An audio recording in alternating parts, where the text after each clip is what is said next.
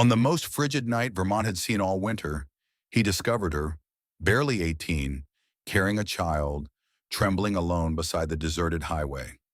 Thomas didn't hesitate or interrogate. He simply unlocked his truck door.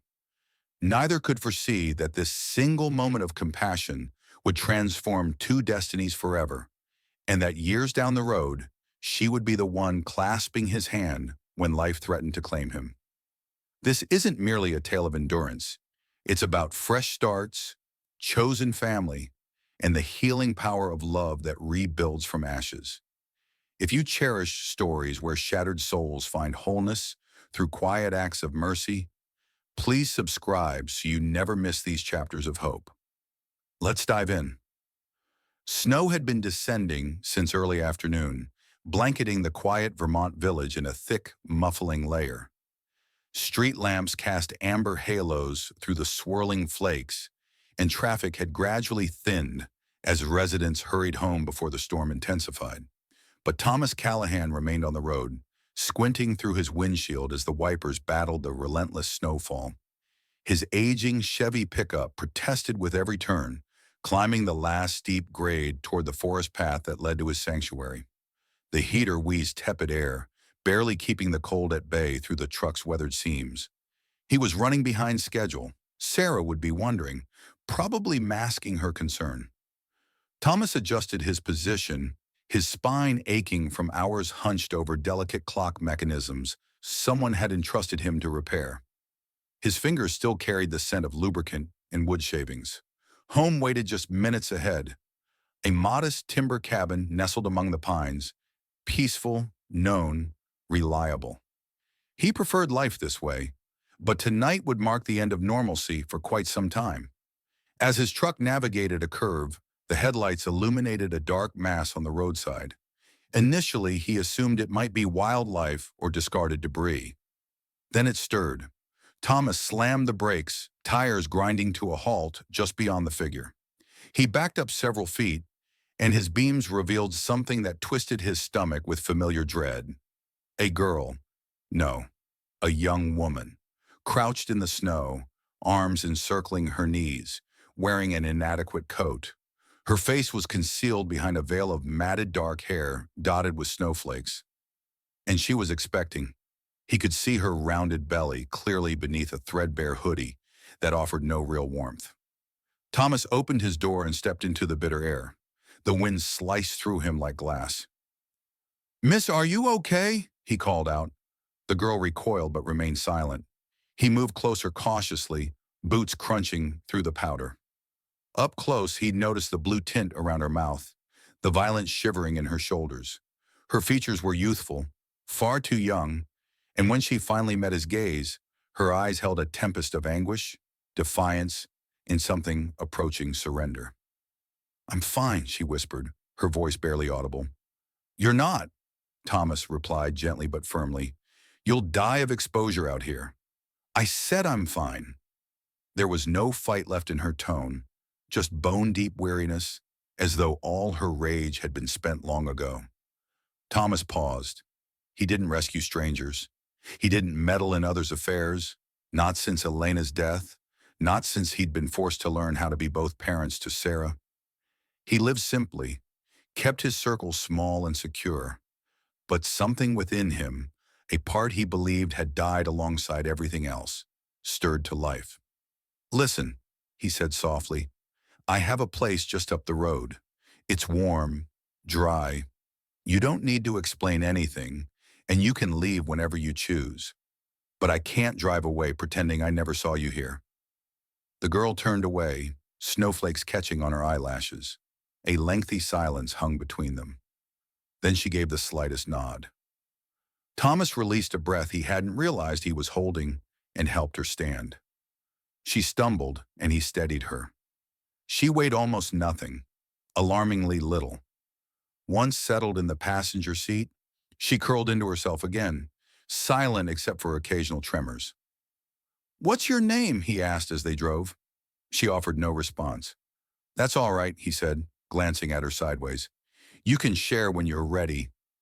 The cabin greeted them with crackling timber and the gentle aroma of cinnamon and pine. Sarah had dozed off on the sofa, a novel splayed across her chest, flashlight dimming in her grasp. Thomas carefully removed the book, tucked a blanket around her, and turned to find the girl standing motionless in the entryway, snow melting at her feet. He motioned toward the kitchen. "There's soup warming on the stove. I'll fetch you a towel." Still wordless, she followed him. Her hands shook as she gripped the bowl, but she ate deliberately, with a restrained desperation that made him feel suddenly ancient and powerless. "You can rest upstairs," he said after she'd finished. "Nothing fancy, but it's heated. Bathroom's down the corridor." The girl looked at him properly for the first time. Her eyes had softened, though her expression remained guarded.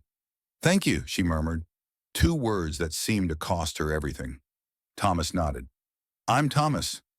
She hesitated, then whispered, "Robin." A bird in a snowstorm, he mused. Delicate, displaced, but not defeated. Not yet. That evening, after checking on Sarah and ensuring Robin had everything necessary, Thomas stood alone beside the fireplace, gazing into the dancing flames. He couldn't say what he'd just invited into his home, into their lives. But instinct told him this wasn't a temporary detour. This was the start of a journey he never knew he needed to take. Dawn crept into the Callahan house quietly, disturbed only by the whistle of the old kettle and the steady pop of burning logs. Outside, the snowfall continued unabated, coating branches, weighing down the porch railing, and muffling the world in winter's embrace. Inside, warmth pushed back against the silence. Thomas stood at the kitchen counter, preparing 2 cups of tea, one for himself, one for the girl still sleeping in the guest room. Robin. The name had echoed in his mind throughout the night like distant chimes in a forgotten corner. She hadn't revealed much beyond that single word, but the way she'd spoken it, carefully guarded yet deliberately given, told him all he needed to understand. She didn't offer trust lightly, which meant she'd learned not to trust at all. And trust, as Thomas well knew, was harder to cultivate than affection, though it was the only foundation upon which anything lasting could grow. Behind him came the patter of small feet. "Dad?" He turned to see Sarah in the doorway, still wrapped in her blanket, auburn curls a tangle of sleep and static. She rubbed her eyes and peered up at him. "Who's that girl?" Thomas knelt beside her, smoothing a wayward strand from her face. "She needed help. She's staying briefly." Sarah blinked with that particular way children have of absorbing more than adults suspect they can. "Is she kind?" "I believe so. She's just exhausted." Sarah nodded in that accepting manner kids possess when they process information beyond their years. She didn't probe further, simply padded over to the hearth and settled cross-legged on the rug, arms tucked into her blanket like protective wings. Minutes later, Robin emerged at the top of the staircase, moving cautiously. She wore a sweater Thomas had left folded by her door, far too large but warmer than the tattered coat from the previous night. Her hand gripped the banister tightly while the other rested on her swollen abdomen. Her gaze swept the room with the wariness of someone accustomed to being unwanted. Thomas extended the mug toward her. She accepted it without speaking. "This is my daughter, Sarah," he said gently. Sarah looked up with bright, curious eyes. "Hello." Robin managed a small nod. "Hi." Thomas gestured toward the table. "Hungry?" Robin hesitated. He watched the internal struggle play across her features. Pride battling necessity. Eventually she nodded and took a seat. Thomas warmed leftover biscuits and prepared scrambled eggs while Sarah slid a drawing across the table. "This is you," she announced, "and the baby." Robin stared at the paper, a stick figure with a round belly beneath a giant red crayon heart. Her hand trembled as she traced the image. "Thank you," she whispered, her voice catching. Sarah beamed with satisfaction. Later, after breakfast was cleared, Thomas stepped outside to clear the walkway. Snow continued falling in lazy spirals, thick and endless. As he worked, his neighbor Marcus approached with his dog in tow. "You've got company," Marcus observed quietly. Thomas paused, wiping perspiration and snow from his forehead. "Someone who needed shelter." Marcus tilted his head. You certain about this? She's just a kid. Pregnant. Frightened. You don't know anything about her. Thomas stopped shoveling. Did you ever need help, Marcus? The older man studied him for a moment, then looked down at the snow. Yeah, once.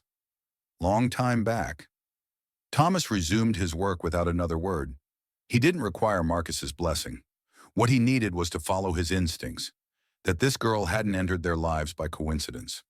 That evening, after Sarah had gone to bed and quietude settled over the house, Thomas found Robin sitting near the fire, clutching a worn spiral notebook. She didn't notice him initially, her head bowed, pen moving slowly and deliberately across the page. Her free hand rested protectively over her belly. He didn't intend to startle her, but a creaking floorboard made her jump. Sorry, he said. Didn't mean to surprise you. Robin straightened, holding the notebook closer. Are you writing? He asked. She hesitated, then nodded. Letters. To her. She glanced down at her abdomen. Thomas settled into a chair across from her, careful not to make her feel trapped. That's beautiful. She shrugged. It's foolish. No, it isn't. I know you're writing to her. That already makes you a better mother than many. The fire crackled softly. Robin stared into the flames. My mother said I destroyed everything, that I brought shame. My father couldn't bear to look at me, said I was just like my sister who ran off with some guy, got abandoned, came back with nothing. Thomas leaned forward. You didn't come back with nothing? Robin turned to him, brow furrowed. What do I have? You have a heartbeat, you have dignity, and now you have somewhere warm to recover. That's not nothing. Her eyes welled with tears, but she blinked them away. She reached for the poker, stirring the logs to coax new flames. Thomas rose slowly. If you want to stay, you can, as long as necessary. She nodded once, and Thomas understood that beneath the shame, the sting of rejection, the loss of everything she'd thought she possessed, Robin was still fighting to believe she mattered, and he intended to help her remember. The snowfall persisted through the third day. Vermont resembled a masterpiece. Trees adorned in white, rooftops buried beneath gentle mounds, streets vacant except for the occasional plow. It was magnificent, certainly, but also isolating. Winter had a way of making time stretch endlessly and silently. Inside the Callahan cabin, life had found a delicate rhythm. Robin was reserved but not withdrawn. She rose early, often before Thomas, and would be halfway through her morning tea by the time he shuffled into the kitchen. She assisted with breakfast, joined Sarah in board games, folded laundry without being asked. She spoke sparingly, but when she did, her voice carried a gentle steadiness, like someone relearning how to belong without becoming a burden. Thomas observed everything. He noticed how she traced the wooden window frames, as if memorizing the texture of security. He noticed how she lingered in the hallway after tucking Sarah into bed, as though listening for a sound she hadn't heard in years. He noticed that she always positioned herself by the fire, always with her notebook. And perhaps most significantly, he noticed that Robin never requested anything, which made him want to offer everything. Late one morning, the three were finishing breakfast when the lights flickered and died. The wind outside howled with sudden fury, battering the old house like an angry spirit trying to break in. Storm must have taken down some lines, Thomas muttered. Sarah's eyes widened with worry. What about the heat? We have plenty of firewood, he assured her. We'll be fine. He stood and peered out the window. Snowdrifts had nearly covered the bottom of the truck's wheels. If they needed supplies, they'd have to dig their way out. Robin spoke up. I can help. Thomas turned to her. With what? Firewood. I saw the shed when we arrived that first night. Thomas hesitated. You shouldn't be lifting heavy things. I'm pregnant, not helpless. There was no irritation in her voice, just quiet insistence. Thomas found himself smiling despite everything. All right then, let's bundle up. The wind cut through their thickest coats as they trudged to the woodshed behind the house. Snow reached Robin's knees and Thomas slowed his pace to match hers.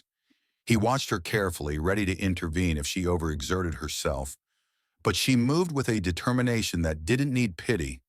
At the shed, he broke the silence. Most people wouldn't be so eager to help. Robin glanced at him, cheeks flushed from the cold. Most people don't want to feel useless. Thomas nodded, understanding more than he revealed. They worked in comfortable quiet, stacking logs into a large canvas carrier. Robin moved carefully but efficiently. She wasn't afraid of labor. She was afraid of idleness. When they returned to the cabin, Sarah had already rekindled the fire. The three of them gathered on the rug before the hearth, sipping cocoa wrapped in wool blankets. "I built a snow angel once," Sarah said, looking at Robin. "Want to make one with me tomorrow?" Robin offered a genuine smile. "Maybe." Sarah grinned, pleased that she'd earned even that small commitment. That afternoon, the first crack appeared in the emotional wall. They were seated by the fire, Robin with her notebook, Thomas polishing an antique timepiece, when she asked quietly, "What happened to your wife?" Thomas looked up, surprised. He hadn't expected the question. Not yet. He set down the watch. "She died 3 years ago. Cancer." Robin nodded solemnly. "I'm sorry." Sarah was 7. She doesn't remember the worst parts, thankfully. Silence settled between them. Not awkward, just weighted with unspoken understanding. Robin spoke again. "You kept going." "I had to." "That's different from wanting to." Thomas studied her. She wasn't fishing for sympathy or trying to compare pain. She was simply acknowledging his struggle. He nodded. "You're right. For a while I didn't want to. But Sarah, she saved me from disappearing entirely." Robin swallowed hard, her hand instinctively moving to her belly. "I don't know if I'll be any good at it." "You don't have to know. You just have to stay." That evening the wind calmed, power returned with a gentle hum, and lights flickered back to life. Sarah cheered from the kitchen, but Thomas remained still. He watched Robin as she tucked her notebook back into the small wooden box near the hearth. He'd seen her writing more today, filling pages with whatever thoughts consumed her. Perhaps hope, perhaps sorrow, perhaps both.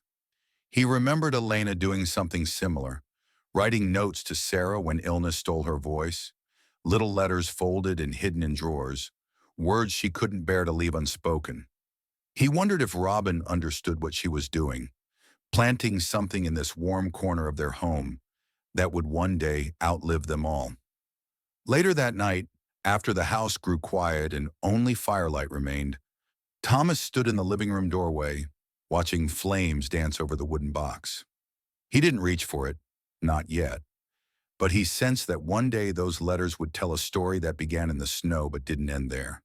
A story of someone learning to matter, learning to stay, and perhaps, just perhaps, learning to love again. The following days melted into each other like pages of a quietly written novel. The snow outside remained deep, making every outing an adventure. But inside the cabin, something began to thaw. Not the cold, but the silence. Robin spoke more now, not in lengthy paragraphs, but in occasional sentences that revealed glimpses of who she'd been, who she might still become. Thomas didn't pressure her. He listened. He learned long ago that some people open gradually, like doors swollen with grief. Sarah seemed to sense the shift too. She asked fewer questions but offered more artwork, laughter, tales from school. She filled the quiet spaces the way only a child can, with a light that demanded nothing in return. And then there were the letters. One evening, as wind tapped softly at the windows and Sarah prepared for bed upstairs, Robin sat cross-legged on the rug beside the fire. Her notebook lay open in her lap, pen moving with deliberate purpose, pausing often as though each word carried weight. Thomas sat across from her, a book in hand, though he hadn't turned a page in 10 minutes. Finally, he voiced what had been pressing on his mind for days. "Would you mind if I asked what you're writing?" Robin looked up. For a moment, he thought she might retreat again, but she didn't. She closed the notebook gently. "Letters," she said, "to her, to my daughter." Thomas set his book aside. "Hope?" Robin nodded. I wanted to name her something else originally, something fancier. But after ending up here, it just felt right. It is right, Thomas agreed. It's a beautiful name. She smiled faintly, then looked down. I started writing when I was still at home, before everything fell apart, before my parents discovered the truth. I thought maybe someday I'd give them to her when she was older, so she'd know the real story. What story? Thomas asked gently. About who I was before she existed, what frightened me, what I loved, what I lost. Robin paused, then continued, her voice trembling but steady. My mother told me I was selfish, that I'd ruined everything for them, college, the church, their reputation, the holidays. She said I'd damaged this baby like I damaged myself, that I was disposable. Thomas remained motionless. The fire crackled behind her. I didn't believe her at first, but eventually, she shrugged. I started questioning everything. Thomas leaned forward, his voice firm but gentle. You are not disposable. Robin met his gaze and something fragile flickered in her eyes. I write because if I don't, the fear consumes me, she said. If I can't give Hope a perfect life, at least I can give her honesty. Maybe that'll be enough. Thomas nodded slowly. You're giving her more than honesty. You're giving her a mother who fights for her even when no one fought for you. The silence that followed wasn't heavy. It was sacred, as though the room recognized something holy had just passed between them. The next morning, Robin surprised him. I want to go outside, she announced. Thomas raised an eyebrow. You sure? I've been hiding too long. I need to feel something real. So they bundled up, and Thomas led her to the clearing behind the cabin, a gentle slope of snow-dusted meadow surrounded by trees bowing under winter's weight. Sarah ran ahead, her laughter echoing like a bird's song. Let me show you how to make a snow angel, she called out. Robin laughed, a clear, honest sound that startled even her. She lay down slowly, awkwardly, her belly prominent, and moved her arms and legs in wide arcs. Sarah squealed with delight. Thomas stood nearby, arms folded, watching something unfold that had nothing to do with snow. Robin sat up, breathless. I haven't laughed like that in years. Looked good on you, Thomas said without thinking. She glanced at him, and something brief but meaningful passed between them, uncertain but not unwelcome. That night after dinner, cocoa, and a quiet bedtime story, Sarah went upstairs, leaving Thomas and Robin in their now familiar evening ritual. But tonight, Robin extended something toward him. Her notebook. You can read one, she said, if you want. Thomas accepted it carefully like something sacred. He flipped through until he found a page marked with a star. He opened it slowly and read aloud. Dearest Hope, today I wanted to disappear. I sat on a park bench for hours, watching strangers pass, wondering what it would feel like to be invisible. Then someone dropped a glove, small, red, hand-knitted, almost silly. I picked it up and returned it to the woman. She smiled at me, said thank you like I mattered. I held on to that smile all day. You'll have days like this too, days when the world feels too vast and too empty. But I hope you remember, even small kindnesses can anchor you. They did for me today. Love, Mom. When Thomas looked up, Robin was watching him, not guarded this time, but open, scared yet vulnerable. You're not invisible, he said. I used to feel like I was. Not anymore. Robin swallowed hard. Thank you for seeing me. Thomas nodded. Thank you for letting me. The fire flickered behind her, casting soft golden light that seemed to preserve the moment in amber. In the quiet, something invisible but real passed between them. Not romance, not yet, but trust. The seed of it. And trust, as Thomas knew well, was harder to cultivate than love. But it was the only soil in which anything lasting could grow. Sunday morning arrived with a hush so complete that Thomas wondered if the world had held its breath. The storm had passed during the night, leaving behind a sky so clear it looked painted. Sunlight poured onto the snow in brilliant sheets, and every branch, Every rooftop glittered with frost. Thomas stood on the front porch, steaming mug in hand. The air was crisp, sharp enough to sting his lungs, but he welcomed it. It was the kind of morning that asked nothing but presence. Inside, laughter bubbled up. Sarah's followed by Robin's softer, more tentative echo. He turned and went inside, finding them in the kitchen. Sarah was dancing in thick socks across the wooden floor, spinning around while Robin held a wooden spoon like a microphone. She wasn't singing, just smiling, shoulders shaking with amusement. For a moment, Thomas stood unnoticed in the doorway, his heart full in a way he hadn't felt in years. The cabin, once just a shell of quiet survival, now held something alive. The realization moved him more than he expected. After breakfast, Sarah dragged a cardboard box from the attic, the Christmas box. Worn ornaments, tangled lights, pine-scented candles, and construction paper stars spilled across the floor. "Can we decorate the tree today?" she asked. Thomas rubbed the back of his neck. "I haven't done that in quite a while." "Then it's time," Robin said gently. Thomas looked at her, surprised. "You want to?" "I think I need to." So they bundled up and trudged to the tree line behind the cabin. The air filled with the crunch of boots and occasional squeals from Sarah as snow slipped into her mittens. Robin moved slowly but purposefully, her coat now belted around her belly, her breath forming clouds. They found the tree together, a Douglas fir, modest but full, just wide enough to fill the living room corner. Thomas cut it carefully while Sarah and Robin cheered. They hauled it home, laughing as branches brushed snow over their heads like nature's confetti. Inside, they lit the fire and let the tree's scent fill the room. Ornaments went up one by one, Sarah hanging paper snowflakes, Robin tying ribbon bows, and Thomas placing the star on top with a smile that didn't feel borrowed from memory. This time, it belonged to them. Not a replacement for the past, but a reclaiming of the present. Later that night, they sat around the fireplace, the tree glowing behind them. Robin held a mug of cider, her hand unconsciously cradling her belly. Thomas was in the armchair with Sarah curled beside him, a blanket over both their legs. Robin looked at the tree, then at Thomas. "Do you ever wonder how grief makes room for anything else?"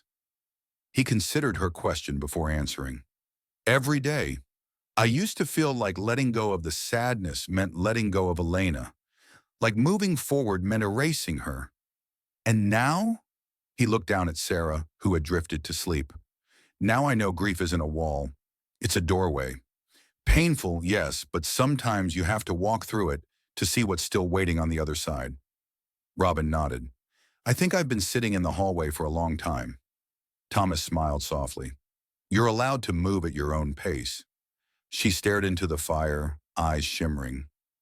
"You know," she said quietly, "if someone had told me a month ago that I'd be decorating a Christmas tree with a stranger and his daughter, I would have laughed."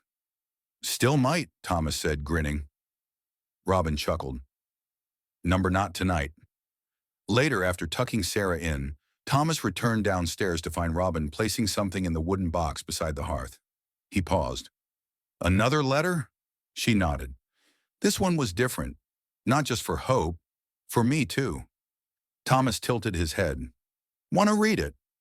She hesitated, then slowly opened the notebook and read aloud. "Dearest Hope, today I laughed while decorating a tree. I don't remember the last time I laughed like that. Maybe I never have. There was a man with gentle eyes and a girl with a heart large enough to hold me, even though I didn't ask to be held. For a few hours I wasn't afraid. I hope you have days like this. Days when strangers feel like family and the world seems soft around the edges. Days when you see how far you've come, even while you're still healing. Love, your messy, still learning mom." When she finished, the only sound was the fire crackling gently. Thomas didn't speak immediately. Instead, he crossed the room and sat beside her, not touching, just close enough for her to feel his presence. "You're doing better than you think," he said. Robin looked at him, truly looked. "So are you." The next morning, Thomas found an old Polaroid camera in a drawer. Sarah begged to take pictures of the tree, of Robin, of their mismatched snow boots lined up by the door. They laughed, smiled, captured it all in grainy photos that would one day feel like miracles. Single moments when broken people found peace under falling snow in the light of a humble tree. For now, though, it was just a Sunday, a warm room, and three hearts slowly remembering how to feel whole again. The wind shifted on Christmas Eve. Thomas noticed it first, an edge to the air, colder than before, sharp as broken glass. The sky hung heavy with low clouds, gray and threatening, the kind of sky that harbored secrets. He'd lived long enough in Vermont to recognize a blizzard approaching. Sarah was too excited to notice, busy rearranging ornaments, humming a carol off-key, dragging a blanket across the living room like a cape. Robin had spent the afternoon on the couch, her hand resting lightly over her belly, movements slower than usual. Thomas watched her peripherally, quietly alert. Something in her expression had changed. She smiled at Sarah's antics, laughed when Thomas burned the sugar cookies, but her face was drawn, her hands occasionally trembling. "Back hurting?" he asked casually, setting down a tray. Robin nodded almost too quickly. "It's fine, just normal stuff." But her voice was tight, her hands shaking slightly as she reached for the cider mug. Thomas sat beside her. "When did it start?" She looked away. "This morning." He set his cup down, voice low and steady. "You should have said something. I didn't want to ruin today." "Robin." Her eyes flickered up to meet his. Fear lived there now. Raw, real fear. "I'm not ready," she whispered. Thomas's heart ached. No one ever is. By early evening, the storm had begun in earnest. Thick curtains of snow swallowed the landscape. Wind howled around the cabin like something wild, rattling windows and stuffing the chimney with cold. Power lines flickered. Lights blinked twice before dying completely. The cabin fell into dancing shadows. Firelight, candles, and quiet breath. Upstairs, Robin gripped the guest bed's headboard, her face pale and tense. Thomas had sent Sarah to her room with strict instructions to read by flashlight and stay under covers, promising updates and a surprise gift if she could be brave. Downstairs, he boiled towels and filled jugs with warm water. He'd never delivered a baby before, never even been present. Elena had passed before Sarah's birth. The doctors, the machines, all of it behind hospital glass. Now it was just him, Robin, and a baby who refused to wait. Robin cried out once, a low, primal sound, and Thomas climbed the stairs two at a time. He entered the room to find her doubled over, gripping the mattress, sweat beading along her hairline. "It's getting worse," she gasped. "They're closer now." Thomas moved gently but without hesitation. "You're doing great. Let's get you comfortable. We'll take it one breath at a time." "I can't do this," she choked. "Not here, not like this." "You're not alone," he said firmly, kneeling beside her. "You hear me? I'm right here. We'll do this together." Tears spilled down her cheeks. "What if something goes wrong?" "Then we keep going. 1 minute, one breath, one push at a time." Her eyes locked on his, wide and terrified. But something in his tone grounded her. She nodded. Hours passed in a strange, suspended rhythm. Pain, breath, silence. Pain again. Robin gripped his hand through every wave, her fingers digging into his skin like she might fall if she let go. Thomas spoke to her softly, his voice steady and calm. He wiped her brow, counted contractions, whispered encouragement when her strength wavered. Outside, the blizzard raged. Inside, another storm unfolded, one full of life. And then it happened. A cry, sharp and small, split the air like lightning. Robin collapsed back against the pillows, sobbing, laughing, shaking all at once. In his arms, Thomas held a baby girl, slick and red and wailing. Hope. He wrapped her in a warm towel and handed her to Robin, whose face transformed instantly. Exhaustion, awe, and pure love collided across her expression. "She's perfect," Robin whispered, cradling her. "She's strong," Thomas added. They both stared at this tiny, fierce being who had waited for no one, who had chosen to arrive not in safety or order, but in chaos, in firelight, in the arms of people learning how to belong again. Later, as the storm softened into muffled quiet, Thomas stood outside the door and looked back into the room. Robin was nursing Hope, her face glowing in candlelight. She glanced up, and for a moment, they simply looked at each other. No words were needed. Thomas descended the stairs, collapsed into his armchair by the fire, and released a long breath. His hands were still trembling, his heart too. On the mantel above the hearth sat the wooden box where Robin kept her letters. He hadn't read them since that night she offered one, but now he opened the lid and saw a new page tucked at the top, still damp with fresh ink. He picked it up and read, "Dearest Hope, you came into this world in a storm, not in a hospital with doctors and monitors and bright lights. You came into firelight, into the arms of a man who wasn't your father but never left my side. You came screaming, and I came undone. But I held you, and I will never stop holding you. I don't know what comes next. I'm still scared, but I am no longer alone.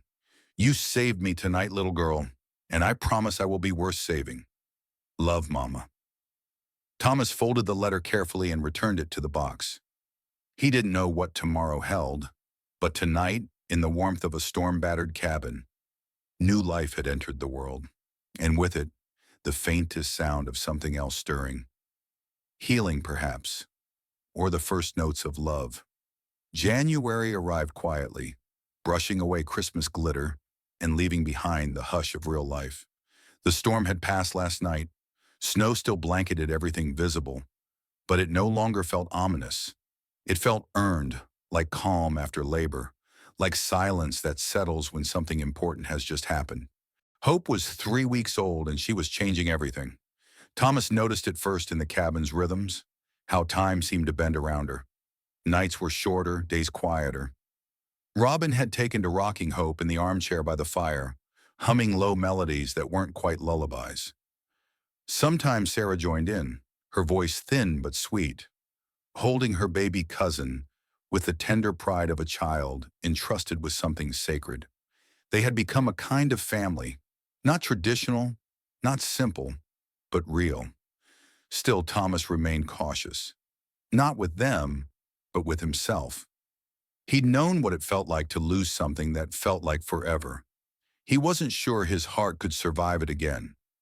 Yet some days when Robin handed him Hope and their fingers brushed, when her eyes lingered just a moment too long, he felt the slow turning of something undeniable.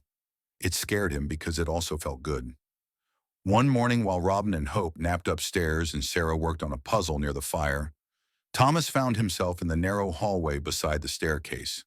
The small guest room where Robin had stayed since arriving had become a tangle of diaper bags, baby blankets, and half-folded laundry. The space felt temporary, improvised. He opened the door to the spare room at the hall's end, his old workshop. Dust-coated surfaces,